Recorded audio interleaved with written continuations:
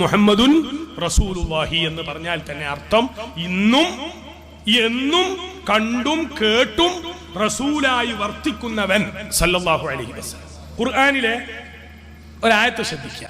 കമാ അർസൽനാ ഫീകും റസൂലൻ മിൻകും യത്ലു അലൈക്കും.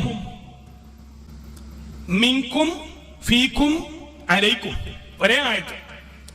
അല്ലാഹു പറയുകയാണ്, നാം ഒരു ദൂതനെ നിയോഗിച്ചിരിക്കുന്നു നിങ്ങളിൽ നിന്ന്. അതായത് നിങ്ങൾക്ക് എന്തെങ്കിലും പറയാനുണ്ടെങ്കിൽ നിങ്ങളിൽ കിടക്കട്ടെ ഒരാൾ.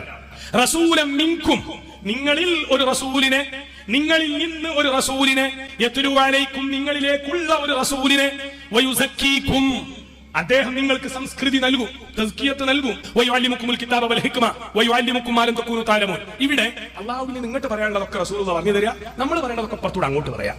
അടുത്ത കാലത്തായി ഇസ്ലാമിക ചിന്തയിൽ ഇന്നെല്ലാവരും അംഗീകരിച്ചു പോയ ഒരു ദുഃഖ സത്യം, റസൂലുള്ളാഹി അല്ലാഹുവിനോട് പറയാനുള്ളതൊക്കെ പറഞ്ഞു തന്നു. ഇനി നമ്മളുമായി, നമ്മൾ അള്ളയായി, നമ്മളൊക്കെ അള്ളാഹിനോട് പറയാം. നോ, അങ്ങനെ ആവുമ്പോ എവിടെ എത്തൂല. എന്തുകൊണ്ട്? അള്ളാഹു പറയുന്നു, ഞാൻ നിങ്ങൾക്ക് റസൂലിനെ തന്നത് നിങ്ങളിൽ നിന്ന് ഒരു റസൂലിനെ, നിങ്ങളിലേക്ക് ഒരു റസൂലിനെ. അതിന്റെ അർത്ഥം എന്താ? റസൂലുള്ളാഹിക്ക് 2 വേ പവറാണ്. അതായത് ഇലക്ട്രിക് പവർ സഞ്ചരിക്കണമെങ്കിൽ 2 പവർ വേണം. എല്ലാവർക്കും അറിയാം, ഏത് സംഭവത്തിന്റെയും ശാസ്ത്രീയത അങ്ങനെയാണ്.